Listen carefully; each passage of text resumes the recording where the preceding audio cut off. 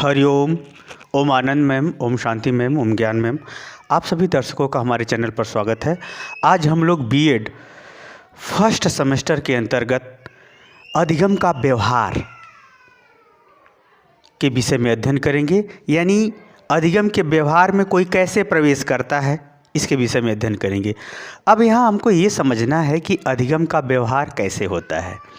जैसे उदाहरण के तौर पे अगर आप ले, जैसे साइकिल आप चलाते हैं तो साइकिल के विषय में पहले आप जी की जानकारी हो जाती है कि इस तरह से हैंडल पकड़ना है, इस तरह से पैडल मारना है, इस तरह से ब्रेक लगाना है, इस तरह से जो है साइकिल चलती है।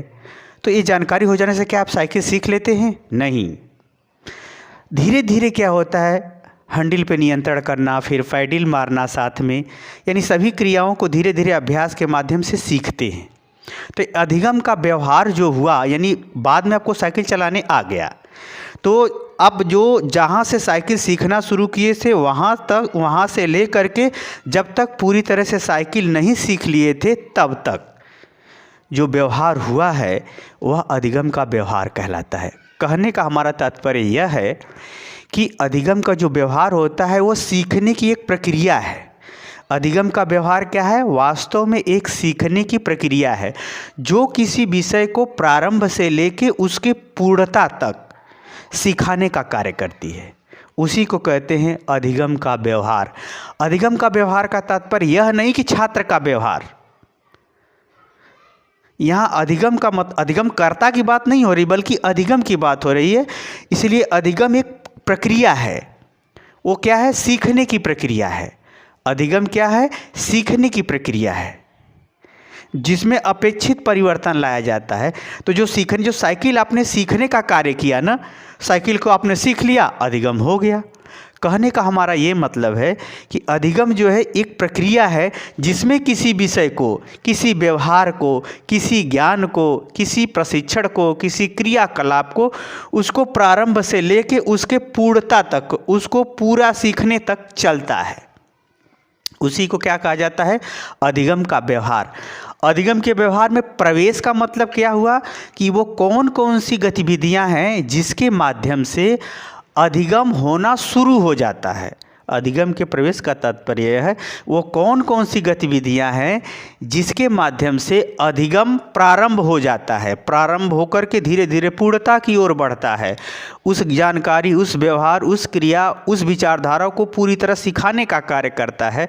उसी को कहते हैं अधिगम में प्रवेश करना। अब अधिगम में प्रवेश किन किन गतिविधियों के माध्यम से लोग करते हैं उसको हम लोग देखते हैं। वह इस प्रकार है, देखते हैं। पहला है आनुवांशिक संसाधनों का प्रयोग। आनुवांशिक संसाधनों का तात्पर्य यह है कि जो हमारे सीखने की जो गतिविधियां हैं जो हमको जन्मजात रूप से मिली हुई हैं, जिसमें 5 ज्ञानेंद्रियां और 5 कर्मेंद्रियां होती हैं। शब्द, स्पर्श, रूप, रस, गंध, हाथ पैर, गुदा, उत्सर्जन, प्रजनन इत्यादि सभी अंग आते हैं उसमें। तो आनुवांशिक जो जन्मजात रूप से हमको जो बुद्धि, शरीर, संस्कार, यानी जन्म के बाद भी स्वभाव और विकास की जो प्रक्रिया मिली है या प्राप्त है, उस आनुवांशिक रूप में जो जन्मजात हमको प्रेरणाएं, बुद्धि, क्षमता, रुचि इत्यादि जो कुछ भी मिला है, उसके माध्यम से हम किसी सीखने की प्रक्रिया में क्या करते हैं? प्रवेश कर जाते हैं, किसी चीज़ को सीखना प्रारंभ कर देते हैं। अब वह सीखना प्रारंभ करते हैं तो कब तक पूरा होगा इसका हर चीज़ का निश्चित नहीं है। साइकिल का तो मान लीजिए आप उदाहरण समझ गए हैं। किसी व्यक्ति को समझने में कभी कभी एक जन्म भी कम होता है। जैसे भगवान रामचंद्र जी को समझना शुरू करेंगे तो सीखने की तो प्रक्रिया चल रही है, लेकिन एक जन्म क्या कई जन्म छोटे पड़ जाते हैं। उसी तरह से किसी व्यक्ति को कोई 10 साल में समझता है, कोई 5 साल में समझता है कि अरे ये ऐसा व्यक्ति था, ये ऐसा महिला थी। ऐसा कहने का मतलब जो सीखने की जो प्रक्रिया है वह जो है हर चीज़ के लिए कोई निश्चित अवधि नहीं है। क्रिया के लिए अलग विचार है, ज्ञान के लिए अलग धारणा है। यानी कहने का मतलब यह है कि आनुवांशिक जो गतिविधियां या गुण, स्वभाव, अभिवृत्ति, जिज्ञासा इत्यादि जो कुछ भी प्राप्त है उसके माध्यम से हम किसी चीज़ को सीखने की सीमा में हम प्रवेश कर जाते हैं या किसी चीज़ को सीखना हम प्रारंभ कर देते हैं। दूसरा अगर हम देखें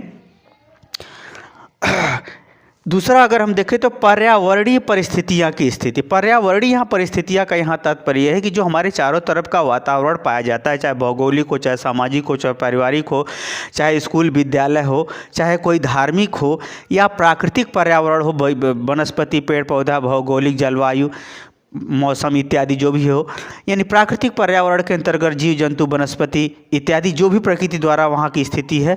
भौगोलिक जो भी स्थिति हो, खान पान, रहन सहन, मिट्टी, ये भी वन, ये वनस्पति इत्यादि जो कुछ भी है, हमारे तरफ की जो परिस्थितियां हैं, उन परिस्थितियों के माध्यम से भी हम किसी चीज़ को सीखने की सीमा में प्रवेश कर जाते हैं। जैसे लोग कहते हैं इलाहाबाद में बहुत ज़्यादा पढ़ने का माहौल है, या दिल्ली में बहुत ज़्यादा पढ़ने का माहौल है, लखनऊ में ज़्यादा पढ़ने का, चेन्नई में, जो हम स्थान का नाम लेते हैं वहाँ की सामाजिक परिस्थितियाँ शैक्षिक रूप से हैं। यही कारण है कि किसी चीज़ का कंपटीशन तैयार करने के लिए वहाँ पर्याप्त संसाधन उपलब्ध है, पर्याप्त व्यवस्था उपलब्ध है, जिसके आधार पर बालक जो है ज्ञान को सीखने की सीमा में प्रवेश कर जाता है आसानी से, और मेहनत करेगा तो सफलता को प्राप्त कर लेता है। इस प्रकार से पर्यावरणीय परिस्थितियों के आधार पर भी अधिगमकर्ता सीखने की सीमा में या किसी व्यवहार को, किसी ज्ञान को सीखने के प्रारंभ कर देता है। तीसरा अगर देखें, ज्ञान एवं अनुभव। ज्ञान और अनुभव के द्वारा भी किसी व्यवहार को हम लोग सीखने की सीमा में व्यवहार को सीखना प्रारंभ कर देते हैं। जैसे अपने द्वारा ज्ञान और अनुभव के माध्यम से भी, जैसे आप खाना बनाते हैं, हर व्यक्ति का जानकारी तो है कि ऐसे ऐसे बनता है भोजन, फला भोजन ऐसे ऐसे बनता है, और उसमें अनुभव, उसका पकड़, उसकी समझ इत्यादि के माध्यम से हर व्यक्ति भोजन बनाएगा, वही चीज़ का थोड़ा अलग अलग स्वाद आएगा, सबका समान स्वाद नहीं आएगा। इसका अर्थ ये हुआ कि ज्ञान और अनुभव के द्वारा भी हम किसी व्यवहार को सीखते हैं या व्यवहार की सीखने की सीमा में प्रवेश कर जाते हैं। ठीक है। इसी तरह से अगर हम चौथा को देखें तो अभ्यास, प्रयास एवं दृढ़ता। किसी चीज़ का आप बार बार, एक जैसे कोई चीज़ पढ़ रहे हैं, बार बार याद नहीं हो रहा तो अधिगम नहीं हो रहा है। आप उसे बार बार अभ्यास के द्वारा रट रट के जो है अभ्यास करते हैं, कई बार प्रयास करते हैं और दृढ़ता लिए हुए हैं कि हम जरूर इसको याद करेंगे, तो वह एक न एक दिन आपको याद हो जाएगा।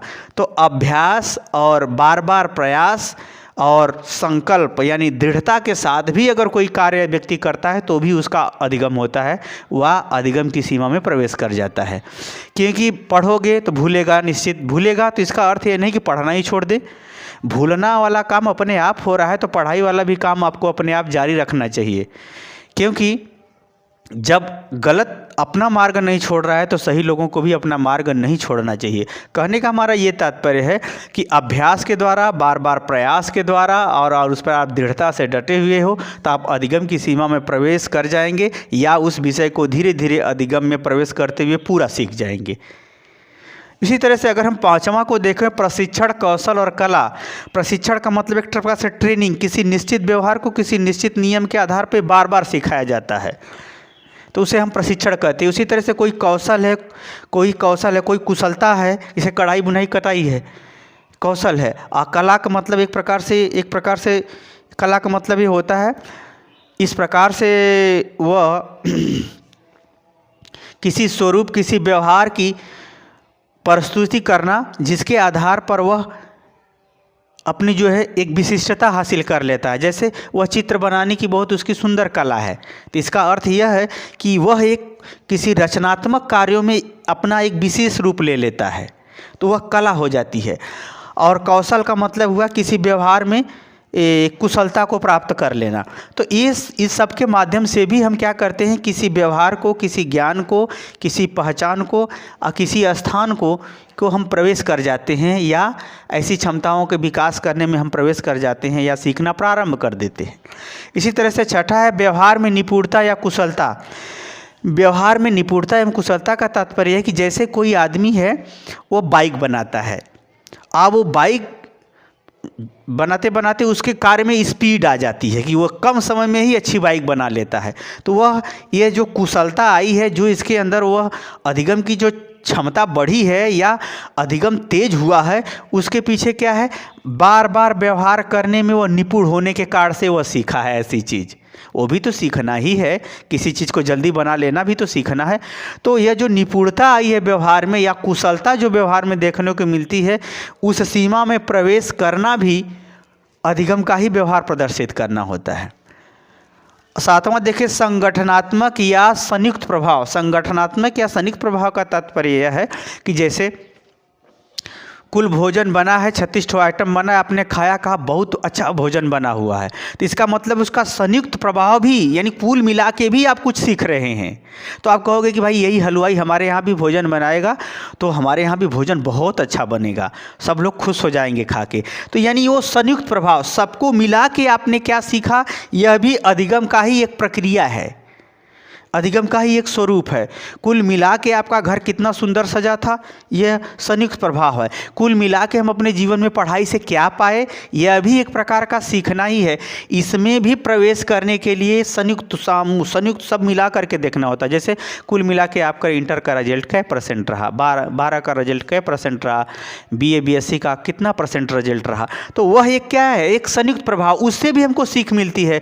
फर्स्ट क्लास पास है, लड़का अच्छा है, 85% ग्रेजुएशन में है, बहुत अच्छा लड़का है, जीनियस है। इस प्रकार से हम उससे भी सीखते हैं, उससे भी हम जानते हैं, उस आधार पे भी हम किसी अच्छी चीज़ को सीखने की सीमा में प्रवेश कर जाते हैं। जैसे 85% पे एडमिशन होगा तो जो उतना पाएगा नंबर वही ना उस आगे की प्रक्रिया में सीखेगा। तो इस प्रकार से जो है संयुक्त प्रभाव भी जो है, संगठनात्मक या संयुक्त प्रभाव के आधार पर भी हम किसी चीज़ को सीखने की सीमा में प्रवेश करते हैं या सीखना प्रारंभ करते हैं, ये भी होता है। आठवां देखें, रुचि, जिज्ञासा और ध्यान। रुचि का मतलब होता है किसी चीज़ में, किसी चीज़ को पसंद करते हुए उसको प्राप्त करने की इच्छा। जिज्ञासा का मतलब होता है किसी चीज़ को जानना। ध्यान का मतलब होता है जितना आप किसी चीज़ को ज़्यादा ध्यान करेंगे, ज़्यादा उसको अपने दिमाग में घुमाएंगे तो उसके प्रति व्यवहार आप ज़्यादा सतर्कता से, ज़्यादा अच्छे ढंग से करेंगे। तो इन रुचि, जिज्ञासा और ध्यान के माध्यम से भी हम किसी चीज़ को सीखने की सीमा में प्रवेश कर जाते हैं, किसी चीज़ को सीखना प्रारंभ कर देते हैं। इसी तरह से है नवा घटना, कोई समस्या घट गई हो, कोई कार्य आप कर रहे हो, कोई समस्या आ गई हो, उसका समाधान आप खोज रहे हो, तो इस माध्यम से भी हम सीखने की सीमा में प्रवेश कर जाते हैं, व्यवहार करने की सीमा में क्या करते हैं, प्रवेश कर जाते हैं। यहाँ से भी हम अधिगम के व्यवहार में प्रवेश करते हैं, सीखने के व्यवहार में क्या करते हैं, प्रवेश कर देते हैं। 10वां है सामाजिक संबंध एवं व्यवहार। समाज में जो संबंध पाए जाते हैं, जो समाज का रीति रिवाज, परंपरा, धर्म मान्यता, जो कुछ भी है समाज में, सामाजिक संबंध, सामाजिक व्यवहार, जो कुछ भी है रिश्ते नातों के आधार पर, आदर्श मूल्य मान्यताओं के आधार पर, रीति रिवाज, परंपरा, संस्कृतियों के आधार पर, उसके माध्यम से भी हम क्या करते हैं, व्यवहार करने की सीमा में या अधिगम की प्रक्रिया में प्रवेश कर जाते हैं, जिसके माध्यम से धीरे धीरे उसके विषय में हमको जानकारी शुरू होती है, फिर होते होते उसको हम पूर्णता से क्या करते हैं, सीखते हैं। इस प्रकार से हम अधिगम का व्यवहार करते हुए अधिगम की सीमा में प्रवेश करते हैं, क्योंकि अधिगम एक प्रक्रिया है जो किसी विषय को प्रारंभ से लेकर पूर्णता की ओर सिखाने का प्रयास करती है। हाँ, इस अधिगम की प्रक्रिया में शिक्षक आपका सहयोगी होता है और विद्यार्थी क्या होता है, सीखने वाला होता है। यानी शिक्षक और विद्यार्थी के परस्पर एक दूसरे के सहयोग और प्रयास के फलस्वरूप ही यह अधिगम की प्रक्रिया चलती है। जब पूर्ण हो जाती है तो कहा जाता है अधिगम हो गया, जब प्रारंभ होती है तो कहा जाता है अधिगम की प्रक्रिया चल रही है या अधिगम की सीमा में प्रवेश कर रहा है। मुझे उम्मीद है कि आप समझ गए होंगे कि अधिगम का व्यवहार में किस प्रकार से लोग प्रवेश करते हैं, किस प्रकार से अधिगम करता प्रवेश करता है। आप इसे समझ गए तो कमेंट बॉक्स में मुझे ज़रूर बताइए। साथ ही मेरे चैनल को लाइक, शेयर, सब्सक्राइब भी कीजिए। आज के लिए इतना ही। हरिओम।